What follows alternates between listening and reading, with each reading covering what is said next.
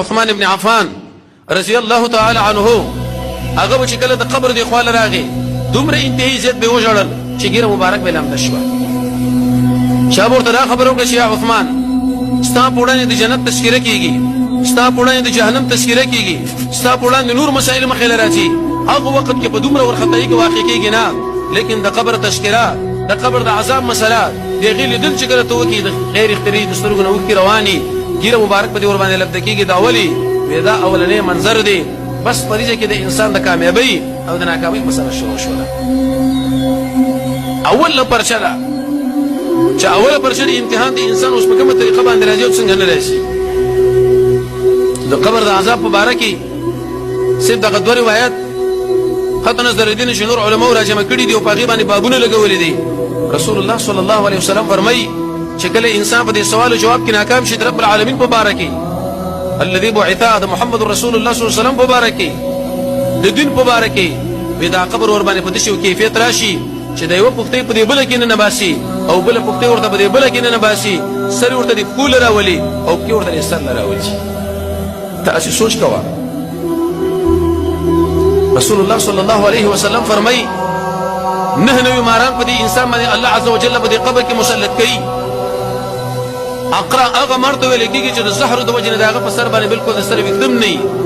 یو مار که چېرته دنیا له راغی او جناب نبي کریم علیه الصلات وسلام فرمایي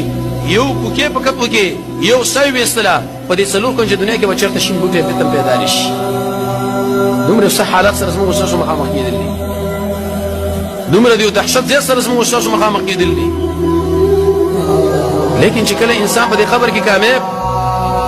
دومره وسعت چې څومره د هغه سترګې کار کوي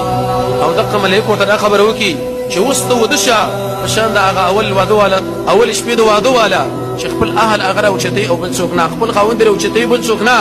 رب العالمین به په هغې دنیا کې به تا دې خوب نه راوچت کړي او د جنت په طرف باندې روان کړي. لیکن چې دشمني به هغه حال به محدثین د دې خبرې په باره کې دا خبره ذکر کوي چې 9 ماران په دې انسان باندې ولې مسلط کېږي او وجه څه ده. ډېر حکمتونه دي. یو حکمت دا چې دې ظالم د رب العالمین د دې 9 نومونو نه انکار کړی هغې منل نه، یو خو هسې په خوله باندې دي چې موږ یې ټول منو، زړګي ورته تسلیمول نه، دقه منل مهم دي. جزا من جنس العمل. نن به د 9 ماران په ده باندې مسلط کېږي. او ګرزونه جناب نبي کریم علیه الصلات والسلام فرمایي داسې ګرزونه چې کله یو ګرز دې غر له راخلاص کړی شي هغه غر به زره زره شي زما ته بدن به ورته شي او په داسې یو کیفیت باندې ملک به در باندې مسلط چې هم د هغه سترګې کار نه کوي، هم یې غوږونه کار نه کوي. هغه انسان چې د هغه سترګې کار نه کوي چې په کوم ځای ګزار درکړي او هغه انسان چې غوږونه کار نه کوي چې څومره فریاد کوي هغې د سره ته اوري نه. وال او بیرته به یې جوړېدل،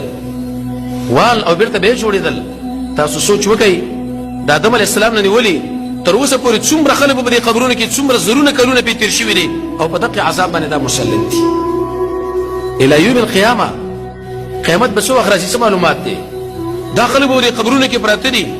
او دغه ماران ور باندې رب العالمین مسلط کړي دي چې یو مار چېرته راشي په دنیا کې او پکې غوندې وکړي دې وخت کې دا شین ټول بوټي د منځه ځي او هغه چې د هغوی دا سحر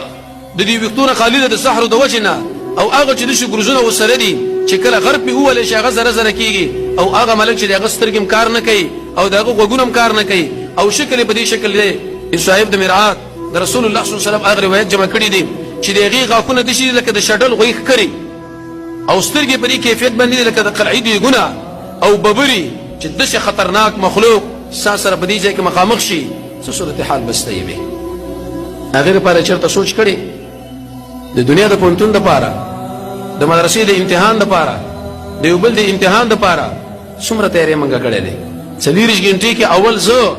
بیا دلته کې دا نس ملګري چې موږ د قبر د عذاب نه د بچ کېدو دپاره داسې وقت یو پرچه یو سوالونه مو ځان له جوړ کړي چې په دې وخت کې موږ ورباندې دا سوچ وکړو دا سوچ ورباندې وکړو دا هغې دنیا کې ورباندې موږ بچ شو. عثمان خو ځکه ژړل د هغه زړه کیفیت برابر و. بله مسله انسان چې کله په دې قبر کې کېښودلی شي حدیث کې راځي رسول الله صلی الله علیه وسلم فرمایي وی دا وروسته پاس کم خلک چې دا دفن کوي د هغوی د خپې کشار اوري آخری کس چې کوم وخت قدم اوچتوي چې د قبر ملایک ورته راورسېږي او د سوال او جواب خبره شروع شي. دومره زر ایا یو ملک راځي که دوه یو ملائک دی چې هغه دی انسان سره خبرې کوي که دوه ملائک نو په دې کې د نبی کریم علیه الصلاۃ والسلام دوه قسم روایت دي د بعضی روایتونو معلومیږي چې دوه ملائک راځي او د بعضی روایتونو معلومیږي چې یو ملک راځي موږ به داسې خبره وکړو چې بعضی انسانانو له درې واړه راځي بعضی انسانانو له دوه ملائک راځي او بعضی انسانانو له یو ملک راځي په اعتبار د اشخاصو سره هغوی سره رب العالمین دا خبره شریکوي ملائک پسې رالیږي دقه دهشت هم بس دی چې غوږونه د شډل غوی د ښکر غوندې سترګې د قلعې د دیګونو غوندې او ټول په دې ویښتو کې پټ او هغه تک تور رنګ والا ستا مخې له راشي او ته راوچت شي ودرېږي او خبره سره شروع کړي څومره دهشت څومره وحشت څومره پریشاني څومره ګبراهټ په دې انسان باندې راشي نو د رسول الله صلی الله علیه وسلم د احادیثو معلومیږي دوه ملائک هم د انسان له راځي یو ملائک هم د انسان له راځي او دقه شانه درې ورته راځي کیفیت السؤال څه سوال به کوي دې کې هم درې قول علماو لیکلي دي یو قول علماو دا لیکلي دي چې دا څومره اعمال دي کړي دي ټولو پوښتنې درنه کېږي دویم قول علماو ذکر کړی چې د بعضې مسایلو پوښتنه درنه کېږي لیکن د جناب نبي کریم علیه الصلاة والسلام احادیث چې کله انسان وګوري مطالعه کوي د رب العالمین په باره کې پوښتنه کېږي د رسول الله صلی الله علیه وسلم په باره کې پوښتنه کېږي او دقه شان د دین په باره کې پوښتنه کېږي چې اسلام آخر څه ویل کېدو اسلام څه شی و اسلام دا و چې اوس مسلمان وایم دروغ اسلام دا و چې اوس مسلمان کوم دوکا اسلام دا و چې وایم زه مسلمان او وزن د مسلمانه اسلام دا و چې وایم زه مسلمان او کوم د منافقات دا خو به زه هم ولیکمه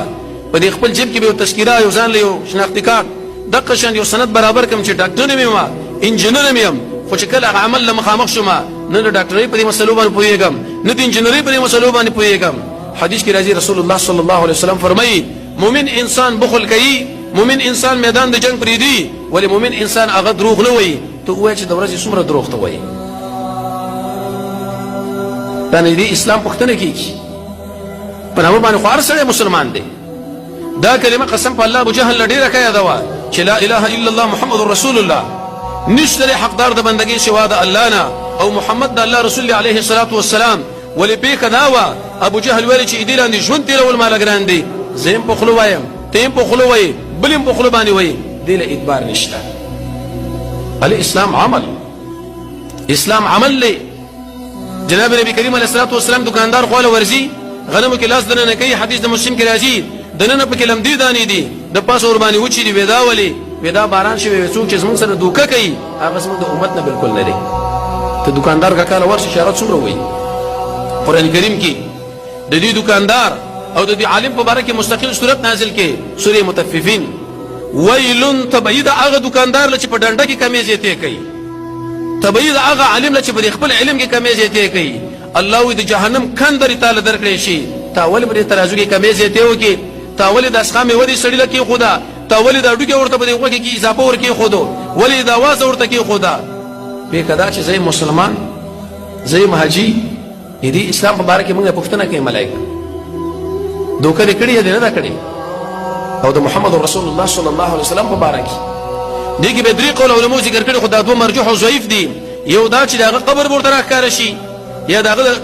جسد اقدس ورته راښکاره شي دا دواړه خبرې کمزوري دي حدیث د مسند احمد کې راځي صاحب د مشکات هم ذکر کړی دی الذي بعث فيكم هغه انسان چې هغه په تاسو کې را لېږلی شوی دی محمد مصطفی صلی الله علیه وسلم څوک هغه د دنیا فلمي اکټران موږ څنګه پیژنو په دنیا کې زیات مالداران موږ څنګه پیژنو چې د ځمکې په سر باندې پلانین دومره مالداران دي د هغه سرمایه موږ څنګه معلومه کړې ده چې دومره کروڑونه کربونه سنکات د هغه چې د ډالر دي ریالونه دي لیکن د محمد رسول الله صلی الله علیه وسلم په باره کې موږ معلومات نه لرو د جناب نبی کریم علیه السلام کاکاګان څومره وه د جناب نبی کریم علیه السلام رضعی میندې څومره وي د جناب نبی کریم علیه السلام اولادونه څومره وه د جناب نبی کریم علیه السلام بیبیانې څومره وي د جناب نبی کریم علیه السلام صحابه څومره وه د جناب نبی کریم علیه السلام غزوات څومره وه په احد کې څومره شهیدان په بدر کې څومره شهیدان په خندق او احزاب کې څومره شهیدان فتح د مکه کې څه صورتحال وشو حنین کې څه صورتحال وشو طائف کې څه صورتحال وشو دې کدا چې زه محمدي یم مشکل الذي بعث فيكم دا کس په تاسو کې لګل شوی د محمد په نامه باندې دا څوک دی دې څه کړنه وه ته تاله څه ویلي وه څه مطالبه درنه کړې ده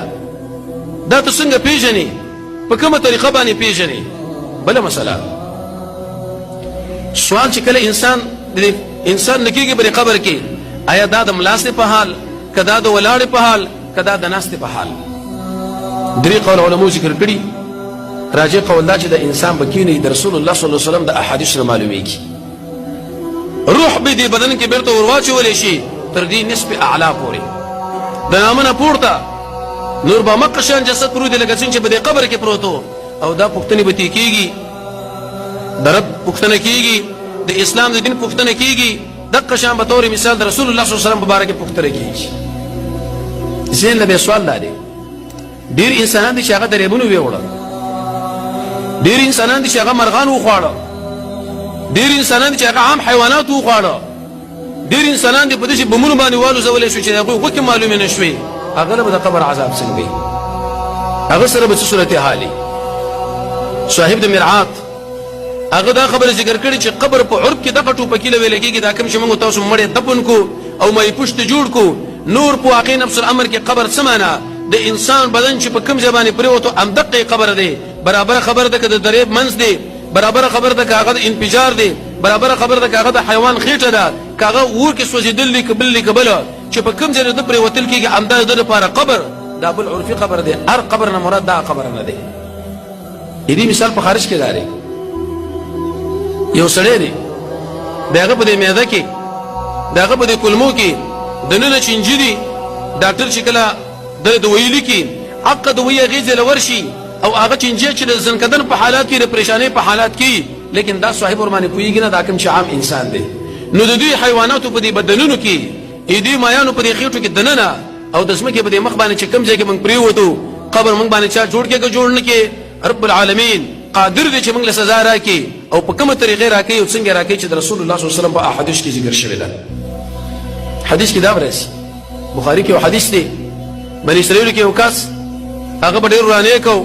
چې کله پوښتنه د سنکدر په حال کې دی بچی را جمع کړه او دا خبره ورته وکړه چې ای زما بچو زه چې کله مړ شوم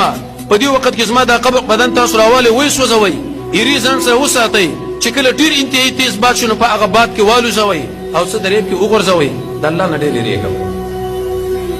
انسان چې کله مړ شي پیکا چې رب العالمین اذا ټول اجزا را جمع کړه ځکه رب العالمین نه چرته سړی بچ کیږي الله عز وجل ورته ویل چې اسما بندا تا څنګه توشید خپل بچو له وکړه چې نیمه والو زولي او نیمه په درېب کې وګرځولي وی الله ستانه یریګم